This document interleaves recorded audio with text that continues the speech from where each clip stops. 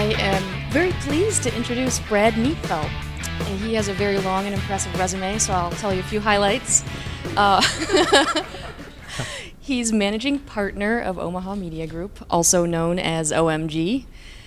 He started working with CodeIgniter, P-Machine way back in the day, and now here he is, continuing on to today's expression engine.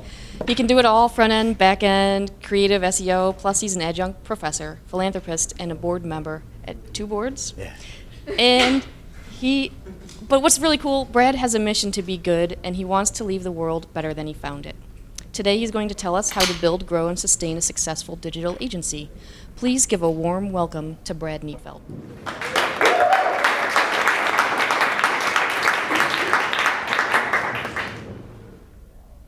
Hi. My name is Brad. As you already know, I didn't know I had animations in here, but that's pretty cool. Founder and president of OMAHA Media Group in Omaha, Nebraska. We have a couple locations, which I'll get into in a little bit. My biography, I've done a lot in my short 40 years, which is pretty cool. Always being at the right place at the right time, seems like. I have a few degrees, associate's degree in computer networking. I don't even know what my CSIB would even stand for anymore. And I have a master's in information security with a concentration in warfare, which makes, I don't know why I have that either. I guess it looks good on a PowerPoint. I've been doing development for 28 years, so almost half my life. When HTML came out, I was doing it. I was probably 12 or 13 years old. I thought it was going to be as easy as doing Microsoft Word documents, and then I was like, what the hell is HTML? What is this code? And then I had a little kid using my old BBS show me how to write HTML tags. So that's kind of how I got into it. Married, 3 kids, 2 dogs. Yeah, that's me. So in my early days, my track was I could do web development, and I understood the internet, ran BBSs.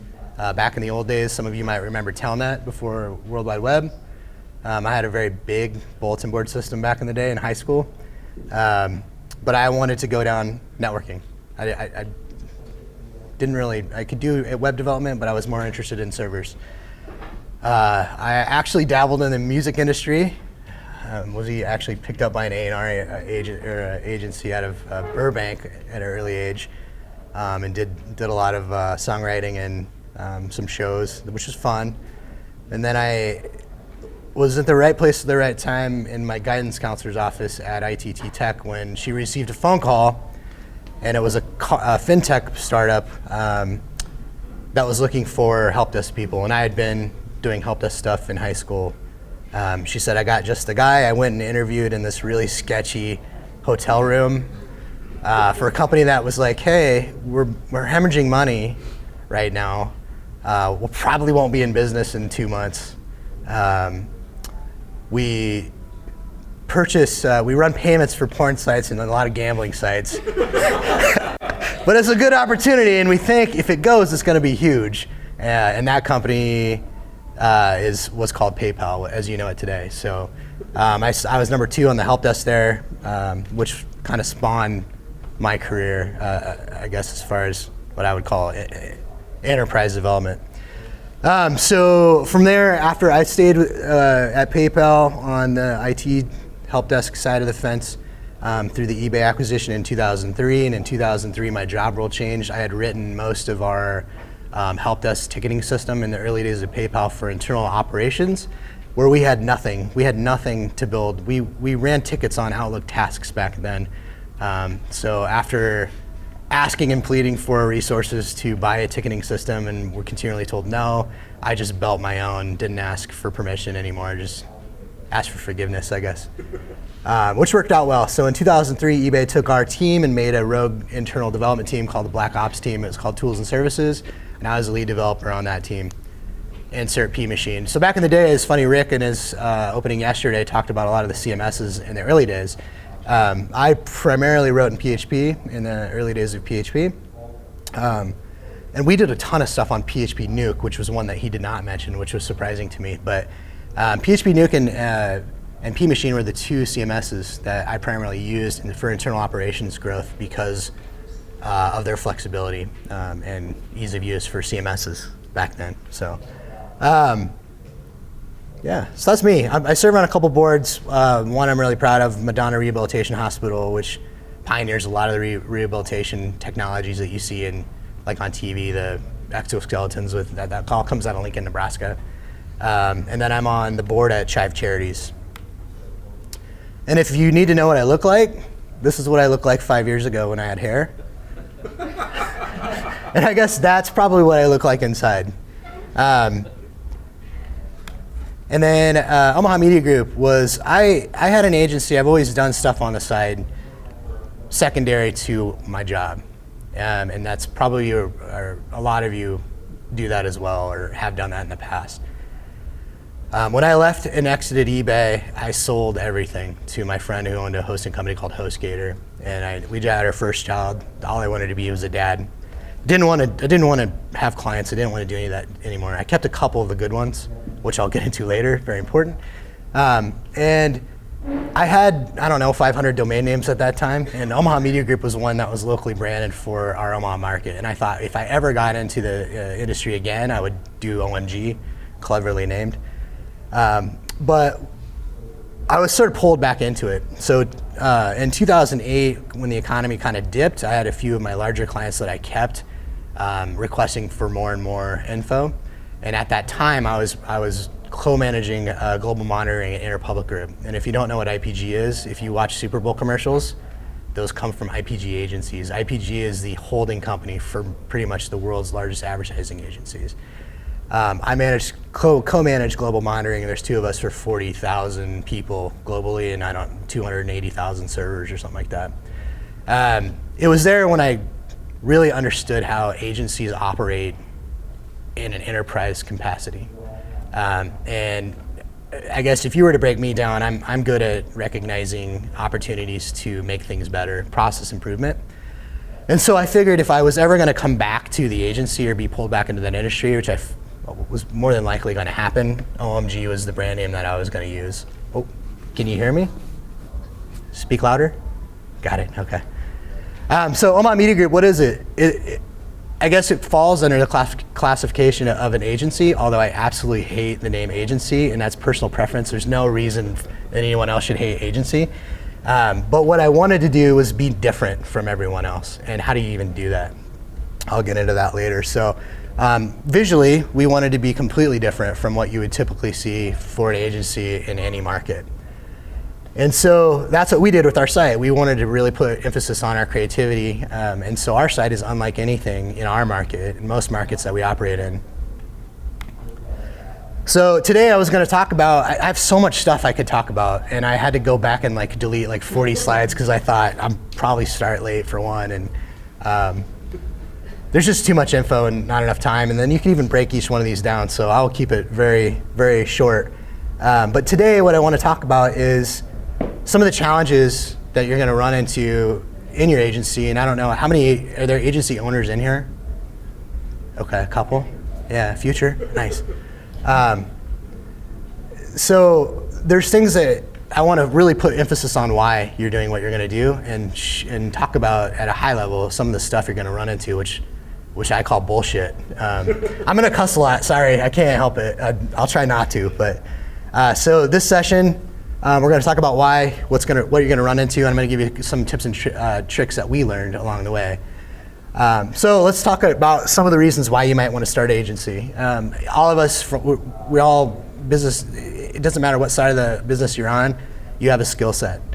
For me, I started doing design. I could architect systems and create solutions to problems. Maybe some of you can do that as well. Maybe some of you are good developers. Maybe some of you are good at sales. I was terrible at sales to start. I never wanted to do it. Maybe some of you are good at project management. Maybe it's enticing to some of you to create solutions to problems and help people. Maybe some of you are drawn to it. You're like divinity, divine calling, which I call if you don't remember this. We're on a mission from God. Other reasons, your mom might have told you you're good at it, your grandma, your spouse. Some of them, most everybody's going to be driven by that. We're driven financially. We see an opportunity to financially gain from it. And then some of you might like to be beat up all the time. You might be a glutton for punishment. You might like to be yelled at. You might like to be told you're wrong or misunderstood and have to re-explain yourself 8 million times and look at contract reviews. You like to be taken advantage of. So I'm going to come back and kind of talk about what it takes to start an agency. I'm going to put a lot of emphasis on the why you're doing it. Because you're going to get beat up. You're going to get made, it's going to suck some days, but not all the days. So basically what I did, which is a lot different from most people would probably read a book or go online and Google what should I do and find awesome resources out there.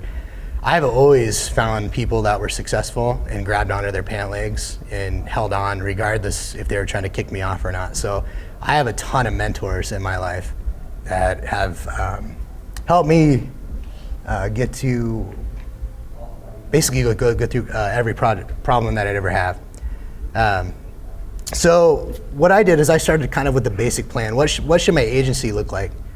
And I wrote it down on paper, and I can't stress how important that is. And now that we have Google Docs and other resources, you can use those too, but I would do paper.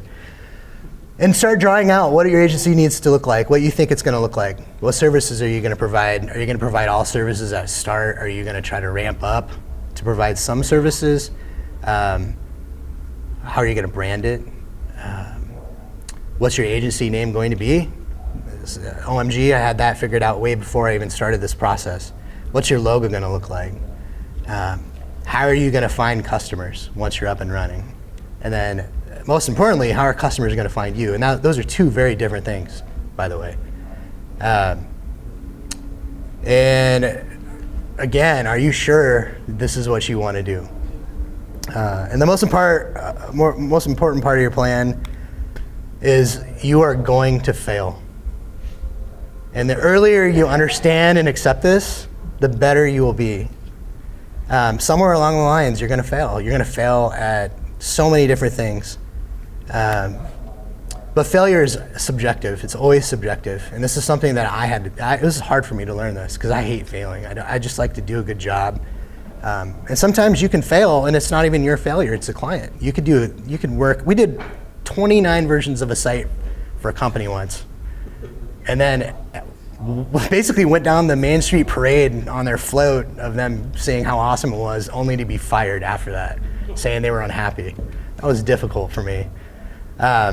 It's scary. It's scary because you get into the unknown, especially when you're under contract, which we'll get into later. But failure is meaningful. And it's very powerful, and it's super necessary. Because every time you fail, if you think of it as a staircase, it's just a step up to where you're going. You get better from it. So don't be scared of it. But you do need to realize it's going to happen, and we continue every day, 10 years in now, to fail. We fail all the time, but it's okay. Like, we understand it. The second thing you should do is realize that in your business, everything that you're going to do for somebody is contract to hire. And you should think of it from a perspective of you need to defend yourself at all times. And that's, to me, was very difficult to understand also because I was doing a good thing for people, and we are a faith-based creative management firm in Omaha, and our whole goal of our business is to be an extension or a blessing to our clients. So why would you ever have to defend out of that? And that's just because some people are not good. eBay's slogan was, most people are good. I don't know if you knew that. So, and it's very true. So always start from legal counsel. And some of the things they're gonna run you through is what type of entity are you gonna set up. There's tax advantages. There's different reasons for going a different way on your agency and how to set it up. Ours is an LLC, taxed as a partnership. That works out really good for us. What type of contracts are you going to need? And here's a few if you want to write them down. If you're working with a larger agency, you might start with a master agreement or an MA, and that governs how you work with your clients. And then your actual work that you're doing is going to be a statement of work or an SOW. We use that a lot. But then we also do have traditional just web development proposals, and which turn into a master contract, which is kind of like the MA. It just depends on the engagement. MAs and SOWs are usually used for enterprise business where you're going to have multiple projects or multiple phases of a project, where a proposal might just be a website and very simple. A couple things to qualify your counsel. Do they represent any other companies that are in your industry? And what types of problems are you going to run into in your industry? Because now that you're thinking about your business from a standpoint of having to defend yourself if something goes wrong, you want an attorney that knows what they're doing and not somebody that hasn't ever been down those roads. And then another really great one is, do they offer HR services? Because if you're starting an agency, and we'll get into this later with staffing, that is a huge benefit to have under one roof, because they will be familiar with your contracts, with your business. There's tons of great HR firms out there, and there's HR services that you can get, but there's nothing better than having that HR representative inside your primary law firm. And we use 4 different law firms, 2 of which are in the top 10 of largest in the nation for us. And we have a dedicated HR attorney who represents our company, and it's fantastic. So, and that's what I was just explaining. At the base of everything you do, you must have a good defense. This will allow you to offer better products, and always be on the same level, and try to foresee when you get that gut feeling on why you shouldn't take a client, but you take it anyway. The second thing is funding. And there's three ways to think about funding, and I'll get into that, but you're gonna need revenue, especially if you get into offices and start to have expenses. When I started the company, it was in my basement of my house, my first house. I did have an office space within a couple months, but you need revenue to make those rent payments and make sure that your lights stay on. The first method of funding is producing something worthy of funding. If you're going to go down that avenue, and there's business owners and agency owners in here that kind of understand what that is. What I had to do for myself was to prove that if I was going to do this full time, I had to have X, which was at that time was 3 times my salary. And once I made 3 times my salary, it was time to stop doing my job and to working for myself. And then I also had my chief counsel, who's one of my mentors, ex-congressman and our ex-mayor of our OMAHA, would look at our growth, and he was the one that was very instrumental in, you need to stop, you need to get out of here. IPG is a great job, I know you're making a ton of money, but you need to do this full time because you'll regret it if you don't when you're older. And then one thing that I understand now, just in the last 2 years that I didn't understand then, everything's riskier the older you get because you have kids and your family steps in, and it changes. You don't have the time that you think you're gonna have that you had earlier. The second is funding internally, and these can cross over a little bit, but they are different. And that's saving money. You're finding investment capital from your mother, your family member, your supporter, and figuring out how much you think you need, and then multiplying that by 4, and then that's how you do your budget. And then hybrid, and a hybrid is both, and that's OMG became a hybrid. I started number 1, got to number 2, and then we were in full-blown hybrid mode in about 2.5 years. Almost every single business, it doesn't matter what it is, whether you got VC, you become a hybrid at some point. It's important to understand the 3. But it takes revenue to generate revenue. Now that you have your funding figured out, you have to figure out your marketing strategy. And this is pretty simple, right? How are people going to know that you even exist? And there's a million different ways. But you need to know what your competitive landscape looks like in each market. And if you don't know who your competitors are, then maybe you go back to that question of why are you doing an agency? because you need to know that. And that doesn't mean you're not competing against them in a negative way. I'm friends with almost all the agency owners in Omaha. They might not like me, but it's not because I'm not a nice guy. So, how are you better than them? How are you gonna be better than them? Why would somebody hire you versus them, especially if they're an established agency?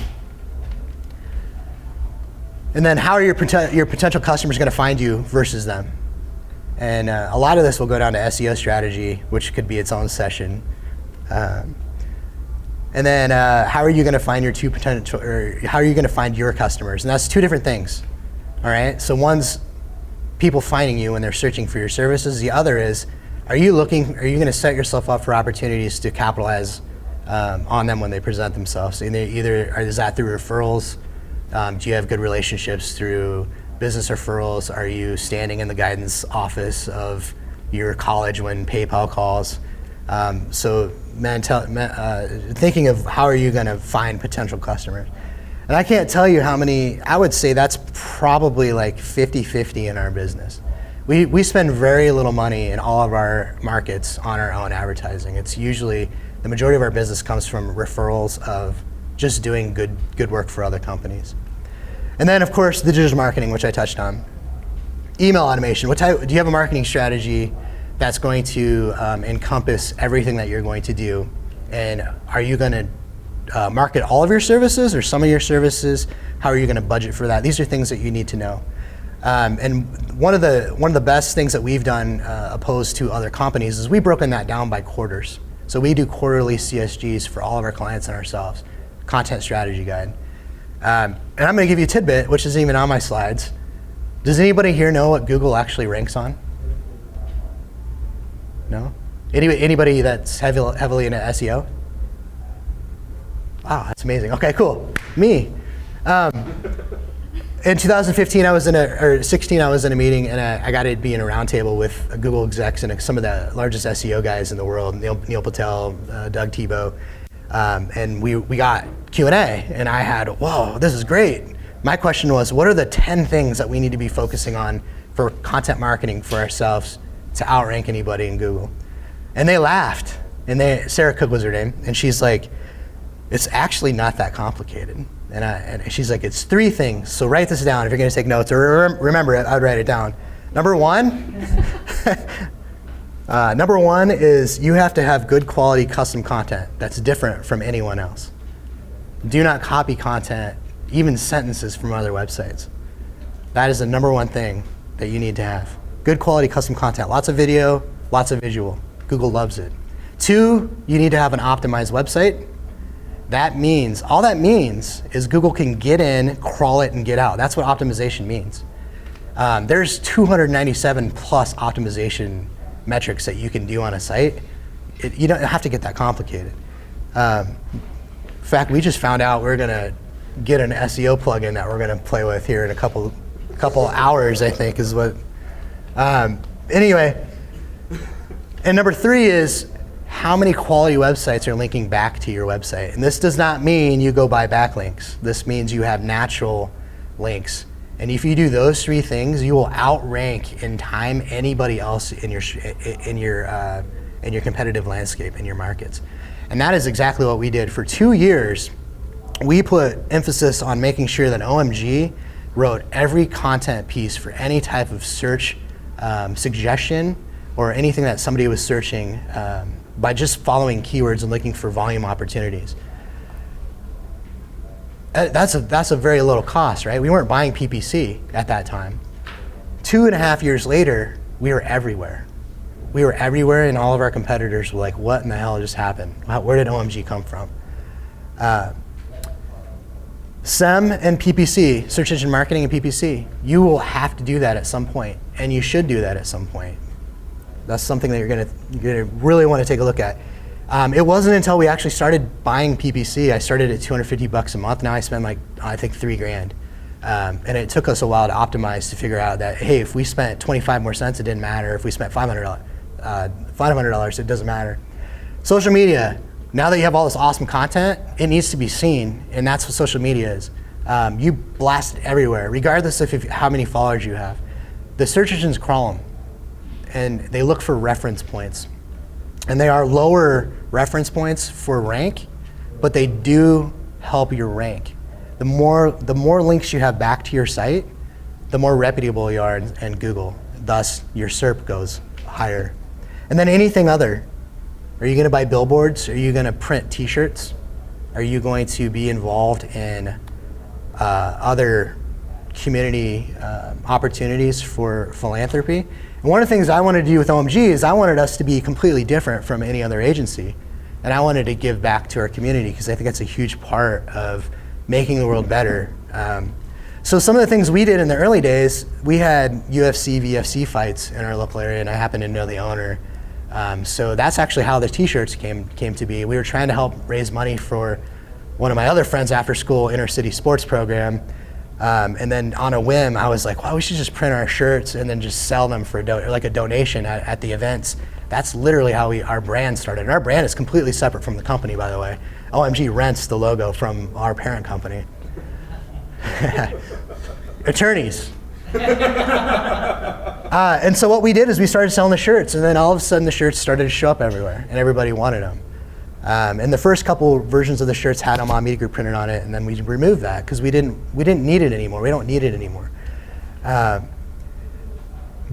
Giving back, looking for opportunities. Every city has a Salvation Army or something local that you can give your time to and or donate money to. And we like to do that a lot. It's a big part of who we are. And then look for other opportunities. We have a local magazine in Omaha that does 40 under 40, which most cities have that. And then we have Faces of Omaha, which I think is the Cadillac or the Ferrari of the 40 under 40. And Faces of Omaha, I had an opportunity to grab a category last year, and then because of relationships and my newfound sales abilities, I was able to get 2 categories, and I was the only person in the whole magazine that had 2 pages, which was awesome. And I got more promotion out of that. That's the best thing I think we've ever done, other than giving back. And these are things that you just need to be aware of, and they're out there. There's so many ways to cross promote yourself, just your brand scene. And that's what it is. It's brand awareness. Somebody says, "Oh, geez, my uncle needs a website." Oh, I saw OMAHA Media Group. That's how we guerrilla grew our agency. And it takes time. Don't expect, right away. But you have a budget and your funding figured out, so you'll be fine. Staffing. This is huge. This is something that I struggled a lot with. I hated managing staff. I still do. I love my staff. I hate managing them. And so I created a business where I didn't have to manage people, and that's almost unheard of. So I wanted to give a few tips and tricks here. If you have an HR attorney or you have an HR representative, work with them and figure out what it is that you want to do different from any other environment that you've worked in. And I was very lucky. I got to work for eBay and PayPal and IPG and Virtru. Those all had very, very different cultures. And so I just basically took the best of those cultures and I put it into OMG, and this is what I wanted OMG to be. I branded our Monsters family, which is our staff and it's our clients. Our clients, we work as an extension of our clients' business. We're a family, and thus we give family respect to everyone. What that helps do, I'll get with this staffing problems later, that actually helps for some of the issues that you can get into with hiring wrong people. The other thing we push on is we're a politically free zone, and that doesn't mean that we don't care what anybody sides with. We just don't want that in our environment because there's no reason to have people not like each other based off of their political beliefs. And so OMG is an environment that we can come into and be pretty happy. And yes, I have gotten some stuff from Brad, like Trump bobbleheads and stuff like that. And I'm very quick to get rid of those now because they usually sit on my desk. And then reinforce mutual respect. Everybody has an opinion, everybody has feelings. And not that opinions and feelings don't matter, they absolutely do. But if you have mutual respect, you really don't have issues. You don't have, well, Corey's saying this because he's a jerk. So we have Corey used to work for us, by the way. something can help when you're hiring. Thoroughly figure out what the job description is. That will save you when you get into an issue, and you will. You're going to fail on this a lot. When you get into an issue with somebody doesn't understand what their job requirements are, this will help save you, because then you can just reference it and talk through the problem. I do everything through an attorney. Like if I have any question, like I have them on speed dial. And especially Marnie, who's our HR attorney, anytime we have a job rec, and we have them, they're stored in we use the same ones over and over again, she reviews it for me. It's like $25 sometimes. But she sometimes finds stuff that should have been caught the first time, which would save us a hassle, down the road. So you're going to thoroughly do those. I would recommend always have a mentor or somebody, legal counsel, to review those agreements. Run background checks and actually look at references. And I am so guilty of this.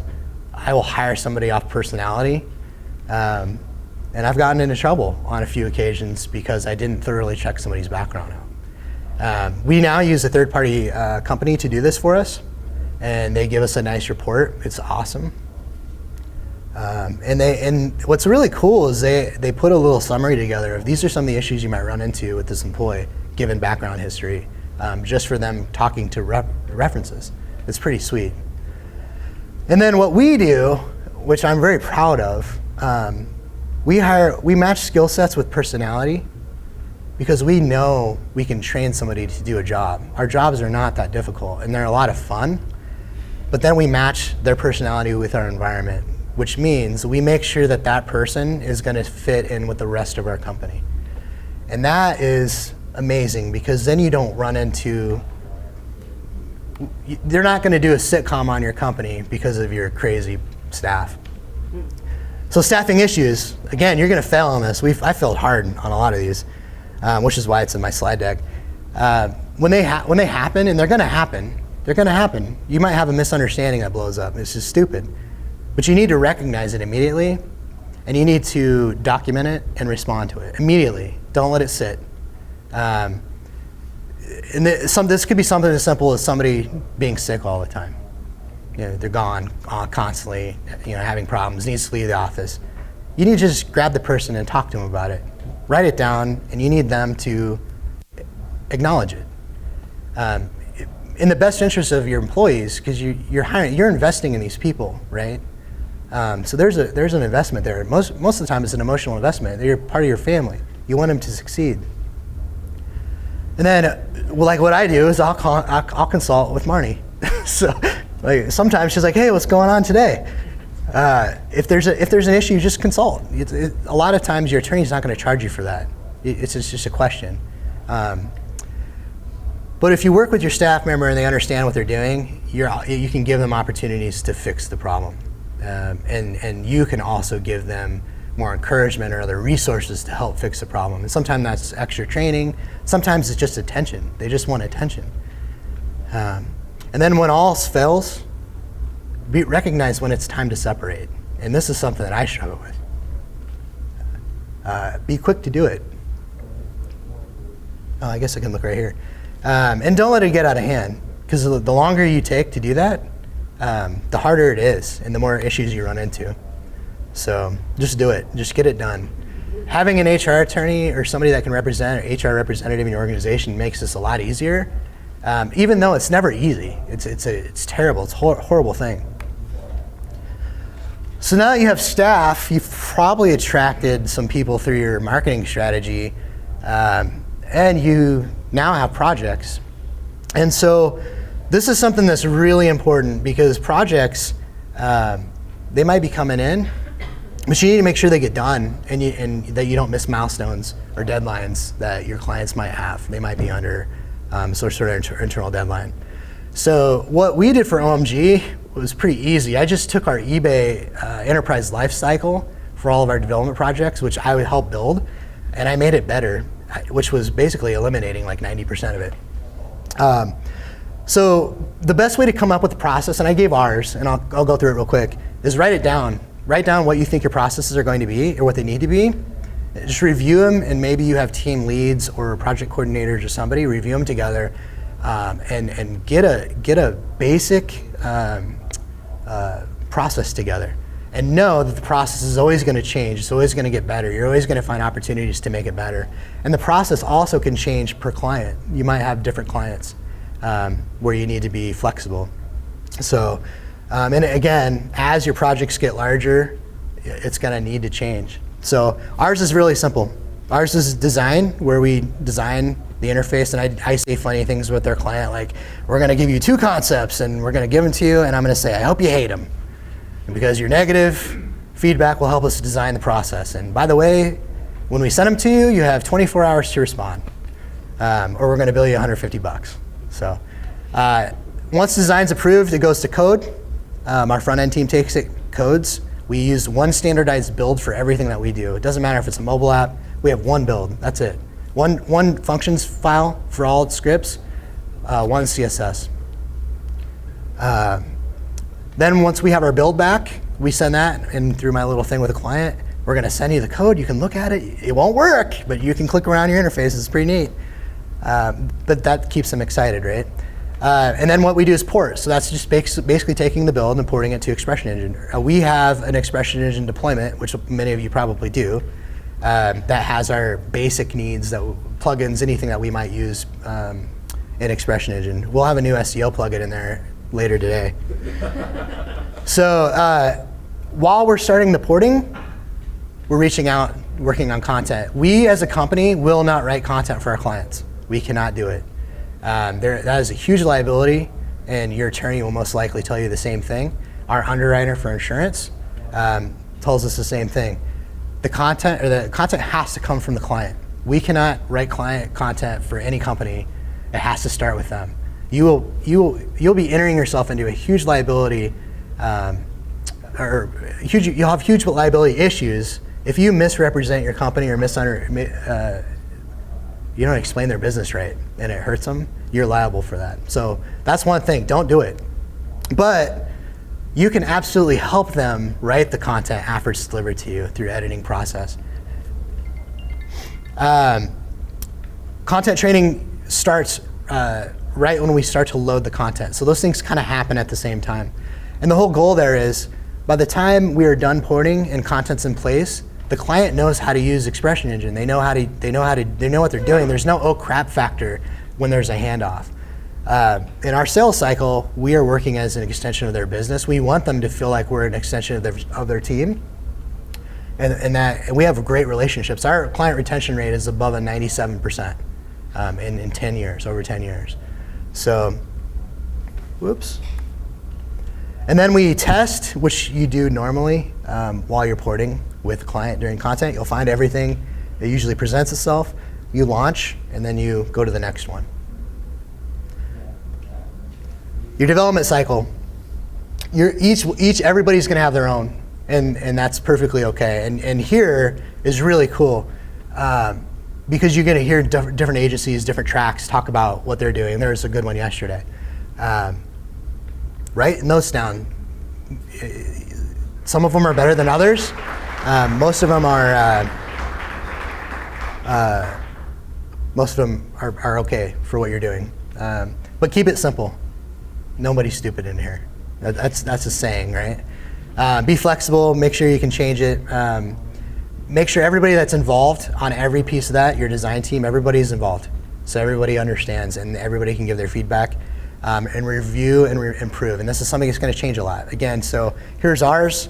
Project coordinator is brought in after the sales cycle. We start on wireframes, which if you've been to the conferences before, that's been talked about heavily. You do wireframes because there's no, you set the expectation for what the application is going to do. There's no question.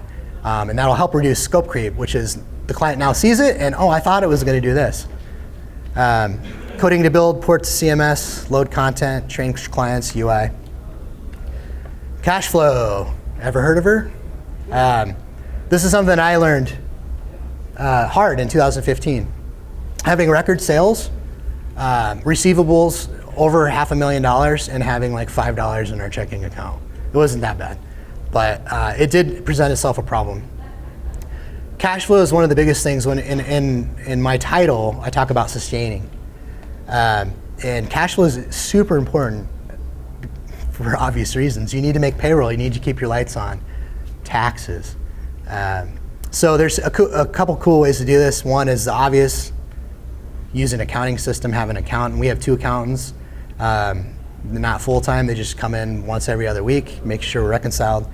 And then we also have a spreadsheet that shows all of our recurring business, when it bills, our ACH and credit card processing days, and we can always see how much cash we have coming in. That's huge. If you don't have that, it's really hard to estimate what you're gonna do and what expenses and where you can invest. So I'd have both of those. Bill on a more immediate base, make it an emphasis that, hey, you're hiring us and you have to pay us. And these are the billing dates, and there's consequences for missing those. That's okay. Clients do it. If they miss a payment, if you don't pay your electric bill, they shut your power off. And there should be no different. And for whatever reason in our industry, people don't give a crap about us as a service providers. There's just one thing that it's okay not to pay us. No, it's okay to raise your prices. When I started the business, I charged $100 an hour. We charged $250 an hour. I always joke with larger companies and say, you know, if they ever give me kickback, my response is, oh, well, I charge $650 an hour, but nobody can afford that in our market, so you can pay $250 for a whole team of people. So incentivize them to pay you sooner. You can devise campaigns to boost sales for referrals, stuff like that. But you need to focus on cash flow instead of profit. It took me 4 years to realize that, and despite all my mentors. And that kind of changed the business. Recurring revenue is the most important thing for sustaining a successful business. So your business, you're gonna have, there's 3 stages of your business. Like traditionally you think I own a business, but basically you own a new job. It's your job, right? And there's a difference between a job and a business, owning a business. And there's a huge difference between owning an asset. And when you get into funding and source funding, and whatever your exit strategy is, I build things to sell them. An asset is worth a hell of a lot more money than a business or a job. And so by changing the way you think about what you're doing with your business, what your directive is, you'll inadvertently create a lot more wealth and value in what you're doing, which is pretty neat because that should match the reasons why you're doing it. And then what's other cool things is you're doing philanthropy and you're known in your market to do good things. It's a revolving circle of goodness. Recurring revenue structure, this is huge because up until 2015, we didn't do this. In fact, I didn't even want to offer marketing services. This is like everything we do today, I didn't want to do. We were dragged into the industry because we were the best at it and the demand was there. But we wanted to do things very differently. We wanted to be the best at what we were doing for digital marketing. So we own our own platforms. We have our own digital marketing software platform. We do our own SEO. These are other recurring assets that we created for our business for value. We can borrow against those. We can get VC for those. And remember I was talking about the different types of business you can set up, those hybrids. That's what we do for all of our service spaces. But recurring revenue is the most important thing that you can take home from today other than the legal advice. Recurring revenue, it'll reduce your client acquisition costs. Most people don't even understand this. To get a new client costs 6 to 7 times what it is just to upsell an existing client. They're already your client. There's trust there. You can predict your revenue with that spreadsheet I just talked about in QuickBooks. It makes it a lot easier for budgeting. And for me, you can sleep easier at night, not wondering if a check's gonna come in the mail and if you're gonna make payroll or whatever. That's excessive. But you'll have higher profit margins. And when you're talking about business valuation, if you ever go through a business valuation or you run through, I have a virtual CFO, CEO that I hired, who's a retired CFO from Berkshire Hathaway. And they talk about this all the time. This is how businesses get $70, $80 million, right? Because they're an asset. It's gonna give you a lot more freedom because you're not worrying about if your large client's gonna miss their net 15 or net 30, which in their minds is net 90, which is most of the time. It makes your business a lot easier to grow and manage. We went through a growing cycle. You remember the staffing issues? In 2013, I had to start over, completely over, which sucked. But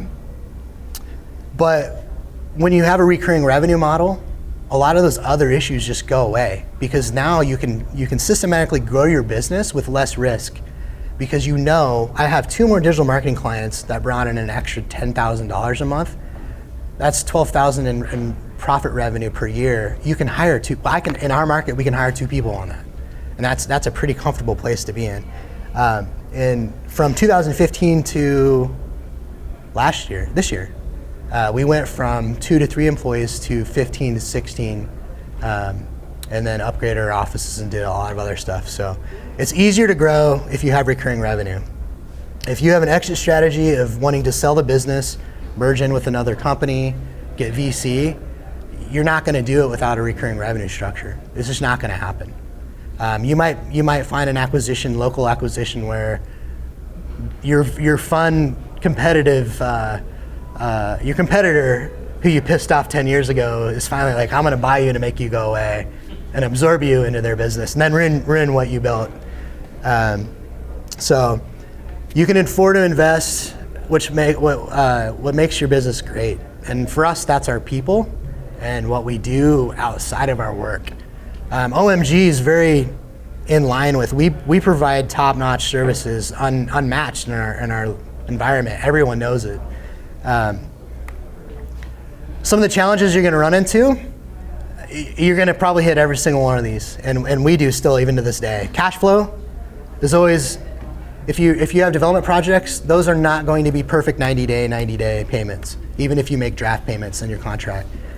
Your expenses, your unforeseen expenses, hey, we need to go to conference. And then taxes, and this is something I learned was very difficult for me, especially when we started hiring people. And what the hell is unemployment insurance? Why do I have to pay for that? Bad clients, you're gonna run into them. And some of them, every single one of them, your gut is going to tell you, do not take this client. But you're gonna look at the money and say, it's worth it. And then when you fire them, or they fire you, you're gonna be like, damn it, I should have listened to myself again. That's number 10 next time. But the money you make from not hiring a bad client is the best money you'll ever make.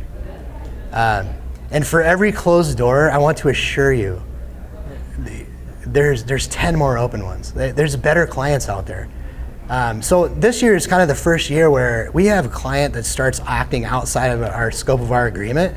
We'll fire them. We'll just get rid of them. They're pain in the butts, so get out of here. And then almost immediately, there's another opportunity that comes through the door that's like 4 times better. So don't be afraid to get rid of them. It's tough. I struggle with that. Bad clients, if they owe you money, there is a really good video. Write this down. It's called F You Pay Me. And it's a graphics designer and his attorney talking in a session like this.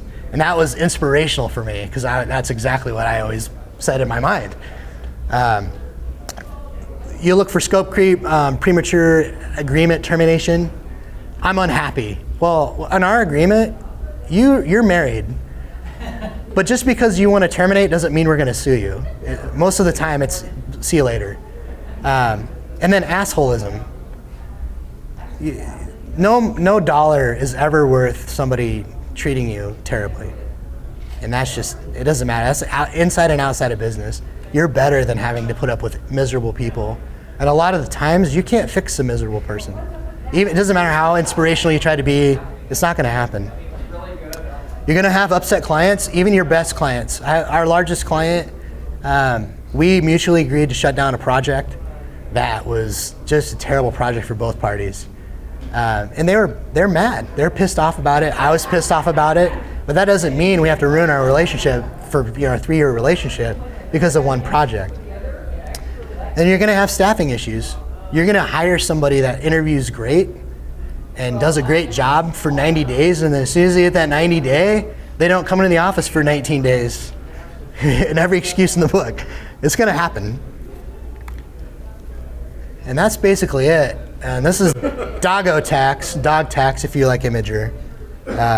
Those are my 2 dogs. They actually can't come upstairs. They have to stay in the basement. But they have a big basement. Q&A, which we don't have a lot of time for. That's too bad.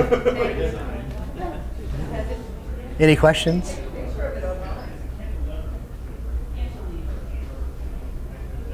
None? No questions? Yeah. Can you explain about making you guys decide to go to new markets? Yeah, so it's usually client-based and opportunity-based. In Denver, we found a really great opportunity for volume and SEO. And Denver's a larger market, so the clients are a lot bigger in Denver.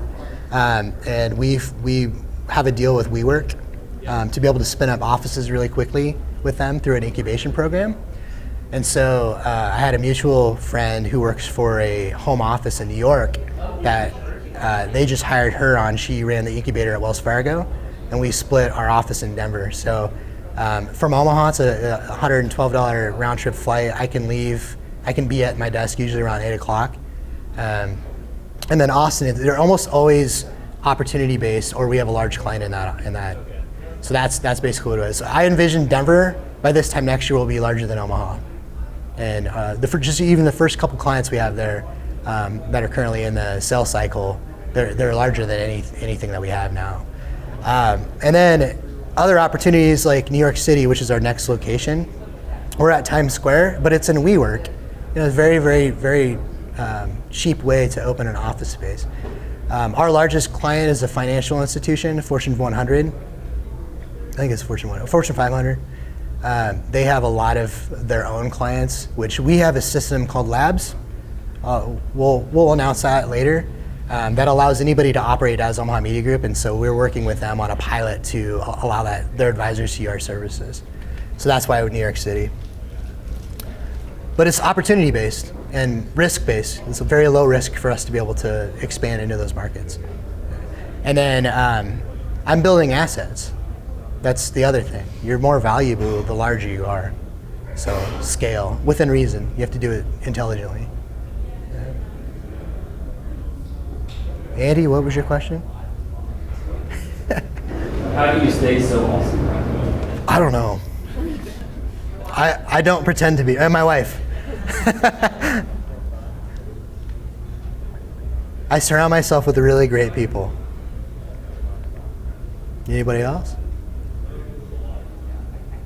All right, well, everyone else was doing this, so if you need to contact me,